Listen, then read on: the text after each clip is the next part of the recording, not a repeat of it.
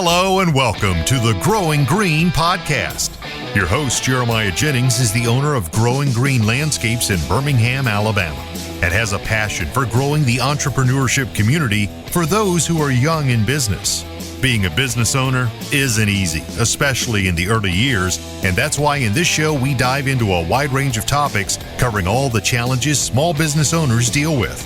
Even if your company is generating $1 million or more, the stories from our great guest and Jeremiah's own firsthand experiences will propel your business forward. And now, here's your host, Jeremiah Jennings. What's going on, everybody? Thanks for tuning in to another episode today here on the Growing Green podcast. This is your host, Jeremiah Jennings, and we are very excited to be coming to you today with another fresh new guest interview for you. And this is going to be a really fun one. This is going to be a mix of somebody who has grown a social media account that is pretty impressive and now has started her own lawn care business. And so this is going to be really fun. And it's none other than Rebecca Wirt. How are you doing today? I'm great. How are you doing? I am awesome. This has been a process getting this thing scheduled. We both have crazy schedules right now. We bang it out on the weekend here, just trying to get the best episode that we can and the best value for all of our listeners out there. So let me just ask you this before we get into it. Tell us a little bit about yourself, and if you would, and would you tell us just kind of how you got started I guess about who you are, I guess, and then how you got started on social media, and then kind of what you've grown into today. Yeah, absolutely. So my name is Rebecca Wirt. I live in Pennsylvania, and a little bit about me is, which just kind of my career ties a lot into my life, which is, I guess, how it normally goes. But for me, I grew up homeschooled, and my older brother decided to start his own lawn care company. So when I was about 15, 16, I started working for him a little bit. Pretty sure I just worked for free in the beginning, just go along, have something to do. And then he started growing his business, and I would work for him about one day a week on Fridays. We'd go out. He had like a cemetery and some other properties that he got from the church that he went to. And so started doing that, and I always thought that it was fun, but not something that I would ever really see myself doing for a career. Like, one, I didn't think that I would ever be able to mow hills or like complicated properties and, you know, being able to drive the trucks and trailers. Like, I didn't think that was something I would ever be able to do. But I continued to mow for him and develop my skills and my confidence, which took a while. It took a long time for me to learn how to cut grass. But I just kind of came to a point where once I understood how to do it, I fell in love with it. And so I did that throughout high school, into my 20s, and then kind of came to a point where I was basically just like responsible for a route. So I would go out, you know, I'd mow it. And then at a point I started working by myself, which I then absolutely loved because I'm super OCD. So I loved just everything getting done exactly how I wanted it to get done. So then I did that. And during this time, I had TikTok. Like, I would scroll TikTok and I would come across different lawn care ones, and I thought it was cool, and I learned things from them. And the one day I was like, you know, I should post a TikTok for the heck of it, because I appreciated watching other people's videos. So I kind of wanted to contribute as well. And so I posted this video of my coworker. I was mowing with someone else one day, and he was striping the heck out of his property. And I posted this video, and it got, I don't know, a couple thousand views. And then I was the next day, like, vertical trimming this one mulch bed. And I had I was training this guy at the time. So I asked him to take the video for me, and I posted it, and it got like 5 million views, like right off the bat.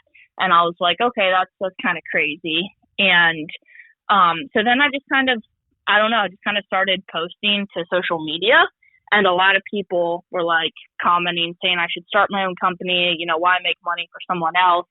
And I was just like, no, I'm good. I like working for my brother. It works out well because I have a lot of responsibility. I take a lot of pride in what I do, but at the end of the day, I don't have nearly as much risk. And it's you know, this works out well for me. This is what I enjoy doing. And then I think I got I don't know. I think I kind of just got bored with it. Like I knew how to do lawn care. I knew how to mow grass. I'd gone to these properties hundreds of times. And so I thought maybe I should start my own company. And with doing social media, I realized it was just difficult because with getting paid per hour, I can't spend all this time setting up tripods and, taking videos and all this stuff. So I thought if I could work for myself, then, I can kind of set up my own schedule. So sorry, this is definitely a long-winded answer. But No, I love it. No, keep going. I like hearing it. All right. But so honestly, yeah, a lot of people on social media kind of just, I think, put the idea in my head of go work for yourself, make your own money. And I never really understood that because I think it depends on the place that you work for in the company. But I think, when I'm working for my brother, like I knew the better the company did, the better I would do. And so I was like, no, I am building my future. I've been working for him for years now. I'm kind of, higher up, and I am building my future. And it really wasn't until I did start my own company that I realized kind of what it means to really work for yourself and build your own future. And I was like, wow, they weren't wrong. Like it's different. You know what I mean? So I think just for me, I really wanted to challenge, and it's definitely been challenging, but it's really, really rewarding. So I think just social media, the people the community that I had, and just different people commenting and putting the idea in my head. And then I was like, you know what, maybe I should do this. And then getting sponsored by Hustler Turf, like that really just gave me the opportunity to say, you know what, I'm going to go for it. I think it's now or never, and I'm going to do it. And so I did, and that's kind of where I'm at today. Awesome. So really cool story there. I kind of want to go through the timeline a little bit. What does the timeline look like from making your first TikTok video to then getting 5 million views, and then you start really growing a community on there? Because I feel like social media is something that a lot of people out there want to learn how to do, and they want to do it well. And you've done both of those. You learn how to do it, and you do it very well. So what did that process look like for you, and what's some advice you would give to somebody out there who's trying to grow their social media? Yeah, man, that's a great question. I feel like people ask me this, not a lot, but they ask me like, what's your secret or what's your trick? And I'm just like, I feel like honestly there's so much I don't know about it, and there's so many things that I could do better. And like honestly, for me, I'm a Christian, so like I just wholeheartedly believe like I take videos, I edit them to the best of my ability, and I post them, and like God just kind of does the rest. Because I've seen so many other people that have such bigger followings and so much more exposure, and like my most viewed video is their like least viewed video, and yet like I haven't really seen them work with brands or just different things where I feel like seen God work in my platform, which is just really cool. But I don't know, I think for me, something that I'm realizing is like social media, it is great, do not get me wrong, I love it. I love the fact that, I can go out and I can work in the field, and I can work hard, and it's, it's hot and it's exhausting. Then I come home, shower, kind of reset, and now I'm still working. It's just, it's a different style of working. So, I'm editing videos or replying to comments, and it's still getting stuff done. It's still in a roundabout way making money, but it does give me that, flexibility of, it's not like, okay, in order to pay my bills, I have to mow 15 properties instead of 10 in a day. But social media, man, it's very mentally challenging in my opinion. Yeah, that's what I've heard. And I think for me, like, it's just different because, like I said, like me being a Christian, it's so much of who I am. So like, I want to use my platform to represent God well, and I want to use my platform to really just encourage other people and inspire other people and challenge them. So for me, I don't know, I think it's something I take really, really seriously, and it's something that I feel like is a big responsibility. But just something I really try to work on is like dealing with comments. So for better or for worse, like having people recognize me in public. I had the other week I was mowing, and someone just like stopped in the middle of the street and like, oh, like, you're on TikTok, right? And I was like, yeah, I am. And he was like, oh, my brother and I, we watch you and we love your content. And like, it was just really like, I was getting so full of myself, and I'm like, wow, I'm all that in a bag of chips. And I just kind of had to realize, like, I'm really not. And, like, God has given me this platform. And, again, it's just something, like, I don't want to make it about me per se, but I just want to use the opportunity to help other people. So for me, it's something like just keeping myself in check and just, remembering why am I posting these videos? Is it to get views, or is it to help people, or is it to, challenge me and myself?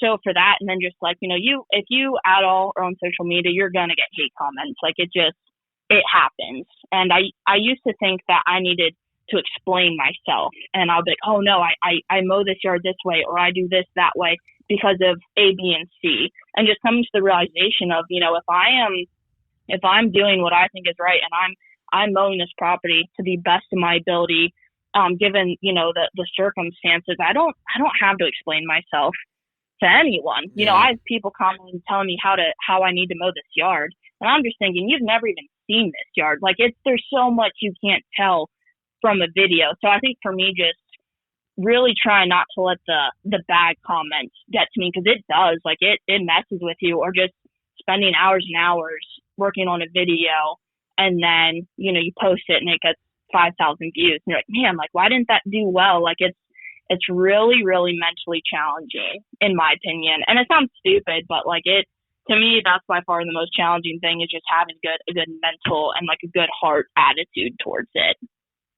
Yeah, 100%. I've heard that a lot from people who have grown social media accounts, and it's something that I took from an interview that Paul Jameson did with the Lawn Tools not too long ago, like last week, I think, on the Green Industry podcast, and they were talking about the same thing. I mean, they have 1 million followers on TikTok, and like the amount of hate comments that they get are insane.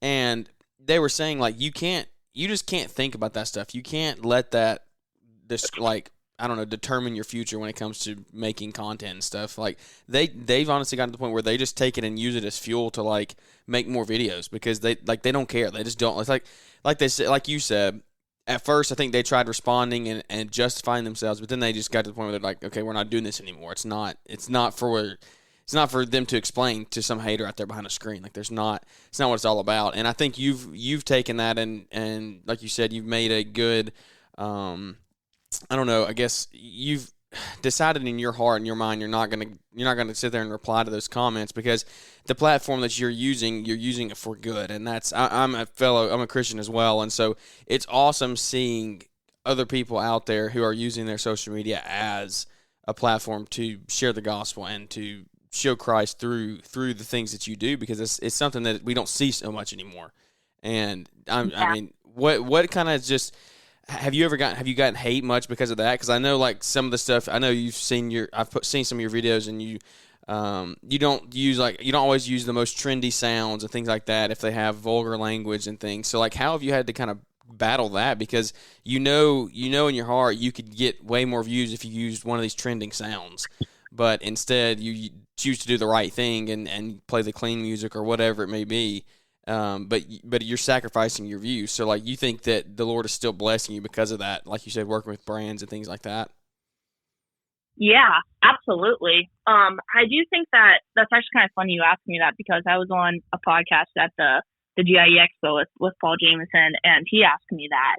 And I think for me, it's just something where I have to consciously look back and just recognize how God has provided through my social media, and just really trying to consciously put in my head, okay, like you said, I really do try to be cautious with sounds, for instance, because there's just such raunchy songs and sounds on TikTok, and I'm like, man, this is like just not what I want, my platform to be. So just thinking about, I may post this video and, maybe there's this cool trending sound that's super catchy, but if I use this other sound, like maybe either a Christian sound or just a sound that isn't, inappropriate, if I use that, it may not get as many views. It may not get as many likes or shares.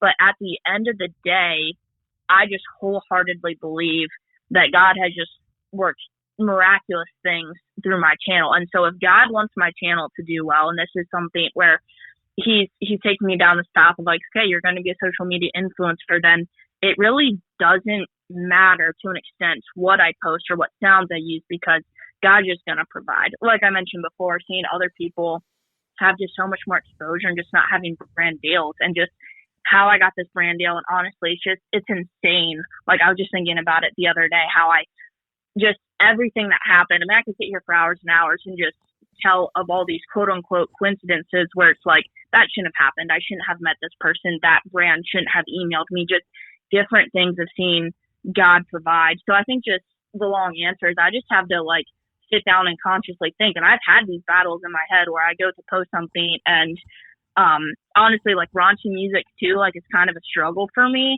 and just like inappropriate music. Like I love worship music, but there's just like some really catchy, inappropriate songs. And so it's something that like I personally struggle with. So like I'll sit down, I'm like, oh man, this song goes so well with this video, but it's like, oh man, is this really what I want to be like encouraging? Is this what I want people to hear or see when they click on my profile? And it's just like, no. So it's like, I'm going to really try to just post the thing that I feel led to post, and just let God work, because I've seen it over and over and over again.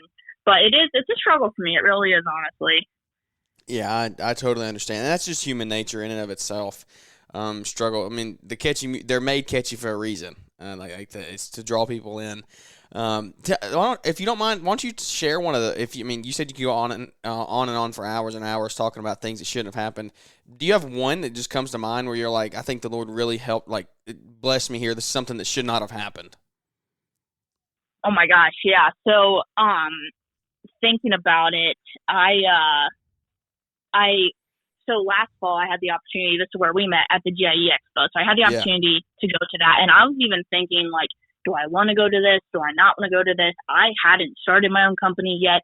I was thinking about it, but it wasn't even quite like solidified as far as like, I was like, I think I want to do this, but like, I want to make sure I don't rush into it. So it seemed kind of silly. Also, like my brother and his family that I worked for, they weren't going because his wife was about to have a baby. So they're not going to travel 10 hours.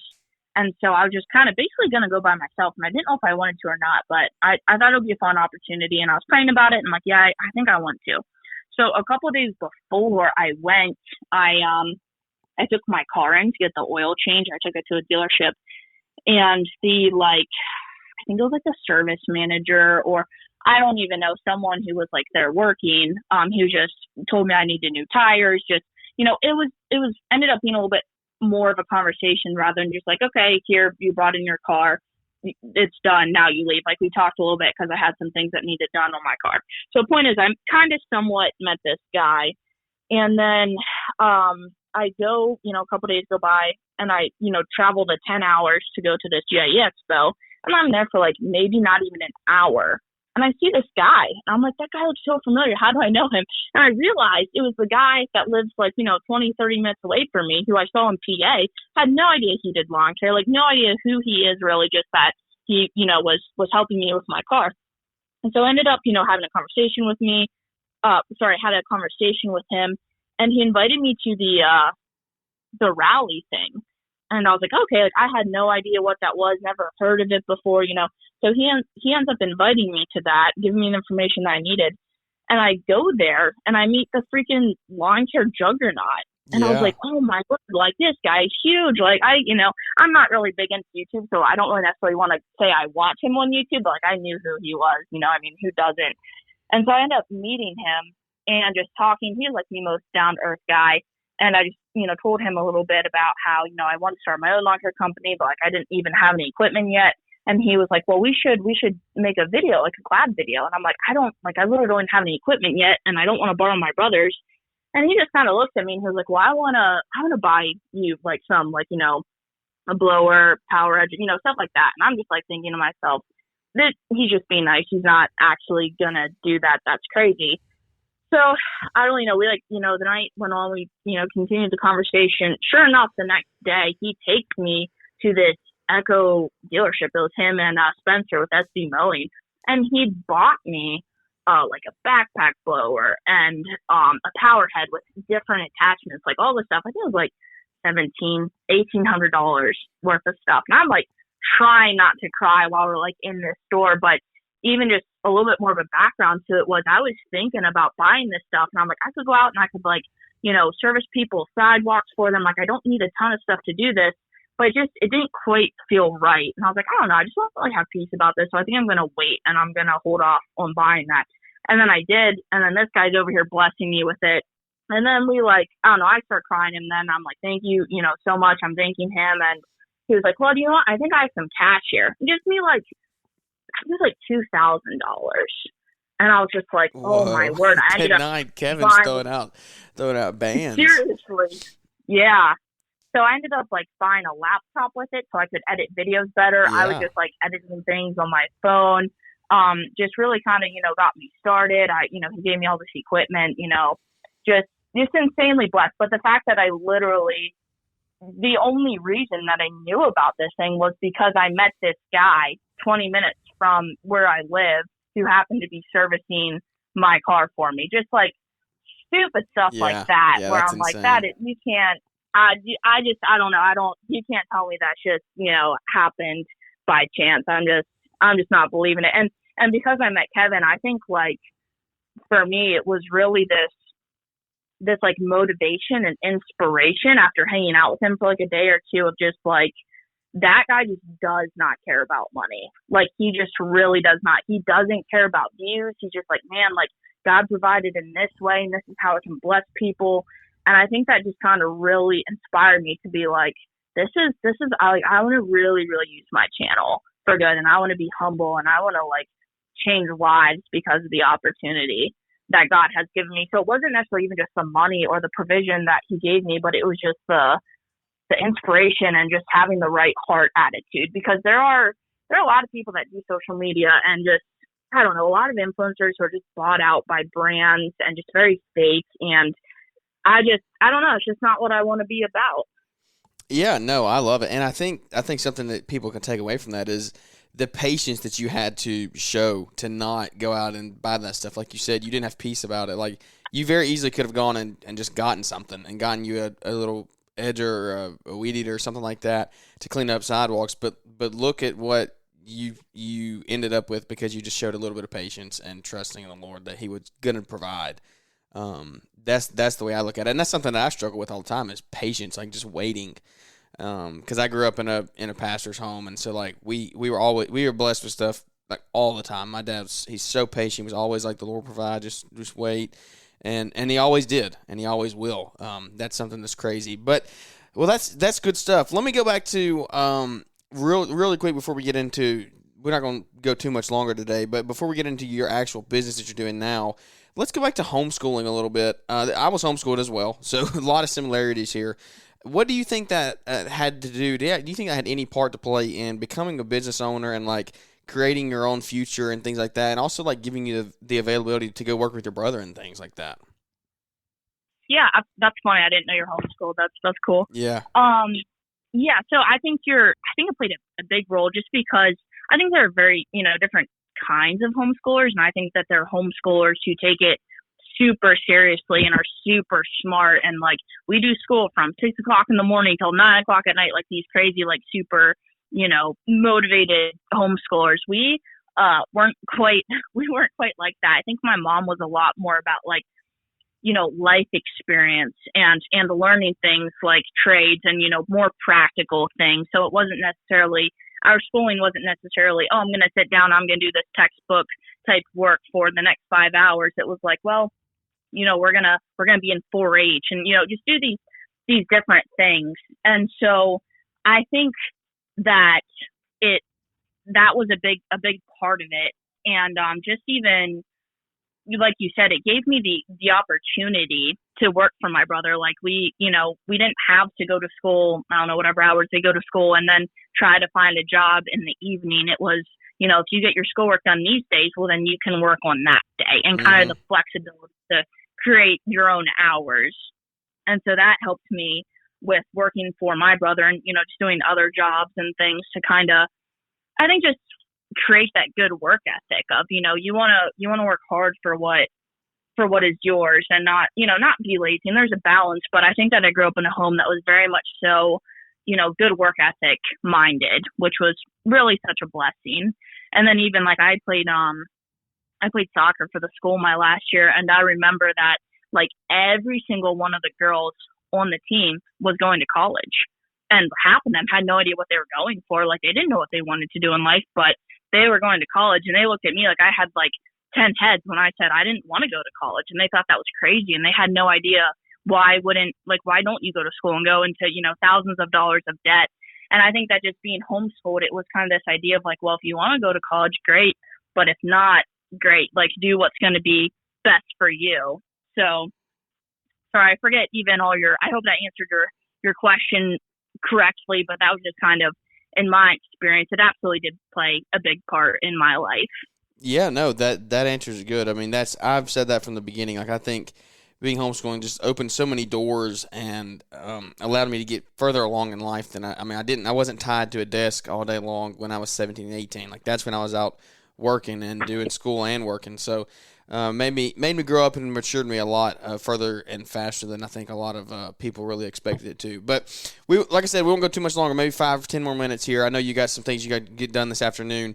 But tell me about your actual lawn care business now. So when did you start? It was this season, right? And then kind of what all of you – I've seen you've been buying – you bought a truck, you bought all kinds of stuff. You're really growing. So what does the actual lawn care business look like now? Yeah. Sure. So rundown on that is I like I said, when I went to the GIE Expo, I wasn't sure exactly when I wanted to start my company. Honestly, I was kind of waiting to see if this brand deal came through for me or not. And so I think I had decided that if I got this brand deal and I landed this mower, that was going to kind of give me what I needed to get started. And if not, I thought it would be the wisest to kind of wait, figure more things out, bank up more money, and go from there. So I did get my brand deal with Hustler Turf, which was just such a God thing. That was really cool. And I actually had my mower, I think, before I had anything else. And so I got a trailer. I found a trailer. I just got like a 6.5 foot by 12 foot, single axle trailer for like $2,500. And then I was trying to find a truck. And with oh my gosh, like the economy right now, the marketplace is just crazy. I mean, I would be looking at dealerships. I'll be looking on Facebook Marketplace, talking to people, like just could not find anything. And it was, as soon as I saw something, it would be gone within a couple of hours, if not a day. So I didn't have, thousands of dollars sitting around to just give someone cash for a good truck. So trying to talk with the bank and be like, okay, I need this bank check to this person. Like it was pretty stressful for me. And my dad did say, he was like, hey, like if you need a truck, you can use mine, which was really nice, but just obviously not what I wanted to do. Like if I wanted to start my own company, I wanted to have my own stuff. And so that was pretty stressful for me, but I ended up finding a really nice truck. It's like an F-250, just I think a good in between for me of it's not, this huge jacked up, immaculate Lariat kind of truck, but it's, it's not rusted out. And it's just going to get the job done, and it looks presentable and, professional. So I got a truck, got my trailer, I got my zero turn. I already had my, the things that the lawn care juggernaut bought me. So I already had my string trimmer, stuff like that. And so I was pretty set there. And I was working 2 days a week for actually my other brother who owns a construction company. I was working for him because I didn't really expect business to just kind of pop off. So when I was thinking about starting my own company, I was like, well, I don't think I could just go out and find all these clients and work full time for myself. I need a way to keep income coming in to, have that stability and cash flow. And so I worked for him a couple days a week. And then I had Tuesday and Thursday, some properties that I honestly just subcontract. There's really only 2 properties that are like technically my own. But that's just kind of, I think it just worked out well for me. I had someone that I knew contact me pretty early on and said like, hey, if you want to work with me, I think we have a good opportunity. So I think it just really gave me that confidence of, okay, I have the work, because it was kind of last minute starting my own company. So I really wasn't advertising because I didn't want to go out and advertise and then not end up starting my company this spring and look like a total idiot. So that's just kind of what I started with. And I think for me, I don't know, like I know how to mow grass. I can go out, I can stripe the heck out of things. I can string trim. Like I know how to do all that. I had no idea how to quote things. I had no idea how paperwork should go, or any of the like actual business type side of things. I was totally clueless. So it was definitely really challenging for me and just really scary of like, well, I have no idea what I'm doing. So definitely asking a lot of questions to different people. And I've had a lot of help, which has been just such a godsend. But I think now I still do only work those 2 days just because I also do social media, as you know, which is just way more time consuming. That's another thing. Like, if you don't get into social media, it's so time consuming to do that stuff. And just also a big reason I wanted to start my own company was to create my own schedule and just really kind of prioritize my life a lot better. I spent a lot of years just living my life around work, and that was my top priority, and that's just what I lived for because I loved it. I just kind of came to a point where I was like, I don't want to do this anymore. So, I mean, just doing things like yesterday, my sister was home from New York, and we went to this park with my family and just hung out, got to see like the nieces and nephews and just have fun. And it's like, I wouldn't have been able to do that before because I'd be working nonstop. So I think for me, I don't know, I went into it like, I want to start my own company, and yeah, obviously I want to make money and I don't want to be lazy, but to me it was just such like a lifestyle change because I don't know, I wanted to make my life count, and I just didn't want to make it revolve around work. So all I'd say, honestly, I'm not out in the field a ton. I would like to pick up my own properties because I think now that I am kind of starting to get down the business side of things and build up the confidence that I would like to get my own clients, because that seems to make more sense. I think that's building more towards my future. And so something I'm trying to figure out, but not uber good at it yet. So that's just kind of where I'm at. It's a process. How old are you? I am 23. Okay. Yeah. So you got plenty of time. I mean, there's nobody. Yeah, you got plenty of time. You got a lot of time left to figure out the whole business thing, and that's something that I think you can learn. I mean, just by there's so much self-education that's out there, and if there's anybody else listening in, so you started. This might be a tough question. I don't know. You started this year. What's a piece of advice you would give to somebody out there who's starting right now as well? Maybe it's 5 years from now, but they're listening to this episode and they're like, "Well, I'm starting now. What did she do? What do I do now in the beginning? What is like you're saying you're trying to figure out the business thing? What is something you would give to somebody out there?" Wow, great question. I would say, honestly, something that I'm really learning for myself is like you have to start somewhere. Yeah. I think for me, thinking about I have to buy a truck and a trailer and I have to do this and I have to do that, it was this really overwhelming thing and this huge task. But when I kind of broke it down, I was like, okay, I need to get a truck and then I need to get a trailer. And I think that for me, working for my brother, like he had everything down to a T. Like he had really nice equipment. His trailer was like immaculate. I mean, the most efficient thing. You're not screwing around, wasting time, strapping things down. And I just had to realize that it's not going to be perfect when you start. And that if you break it down into smaller, easy steps and just take one step at a time, say, okay, I'm going to do this. Then next I'm going to do that. And not thinking that you have to have everything figured out and you have to have this perfect plan. Like you just got to start. I think a lot of times you can get caught up in the process. And that's for me why I just kind of wanted to start, was because I was scared if I didn't start that I would never start. And I'd always think next year will be better. Yeah, next year there'll be a more opportune time. So I would say, honestly, just putting yourself out there, like getting together a plan, thinking about it, asking questions, doing the research. But honestly, just start. Just start. And I think I'm very blessed because two of my brothers, they one has a lawn care company, one has a construction company. So many people, like I just went golfing with this friend the other day where he like buys cars and he parts them out on eBay. Like he has his own company. Just there's a lot of people that I know that are entrepreneurs. So I have the ability to ask them questions. But man, like I learn stuff from social media all the time. And I'll reach out to people and I'm like, hey, what do you think of this piece of equipment? Or how do you do that? So I would say just being hungry for that knowledge of how to start your own company, how to do this, how to do that is what I would say. Just do the research and put in the time to figure that out. Yeah, I love it. Well, I know you got to run here. I got one final question for you, and it's one we try to ask all of our guests here. I love hearing everybody's answer. It's kind of simple, but it can be complex. What is your why? Yeah, I mean, I think I kind of touched on this earlier, but just getting my priorities straight. I own my own company because I wanted the challenge. I wanted to do things like play in the church worship team, and I needed to make sure that I could make it to practice on Wednesday nights.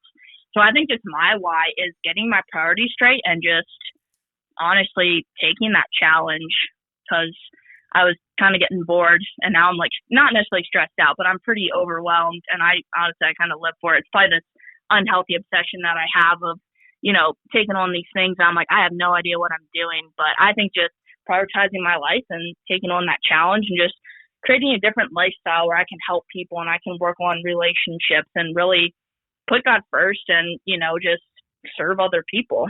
I would say that's my why. Awesome. That's a great answer. Well, where can everybody find you today if they want to go connect with you and follow you on TikTok and keep up with what you're doing and how you're crushing the business game now?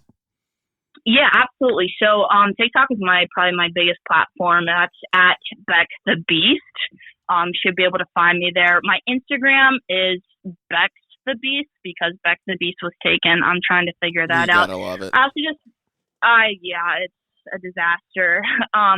Also started a YouTube channel where I'm working on posting more tutorials and stuff like that to help people, because I have a lot of people reaching out about how to do things. So that is also Beck the Beast. So those are my three different platforms. Awesome. Well, we will tag those, put the links to the TikTok and stuff in the show notes today, so y'all can just check out that and go straight to her pages there and keep up with Beck and what she's doing in the social media and her business now as a lawn care business owner. So thank you so much for coming on today. Absolutely. Thank you so much for having me, for the opportunity to just have that conversation. Absolutely. It's an honor, and there's been a lot of value in this episode. So if you liked it, would you share it? Share it with some friends, maybe post it on Instagram or something. We'll reshare those. And if you liked it, would you leave those ratings and reviews for us? Because they really do help us and grow us to the community, and we continue to grow the community one relationship at a time. So without any further ado, that's going to wrap this one up, and we look forward to catching up with everybody here on the next episode. Thanks for tuning in to the Growing Green podcast. It is an honor to have you listening, and we hope you receive valuable advice to help take your business to the next level. Don't forget to follow the podcast so you'll be notified when our next episode drops.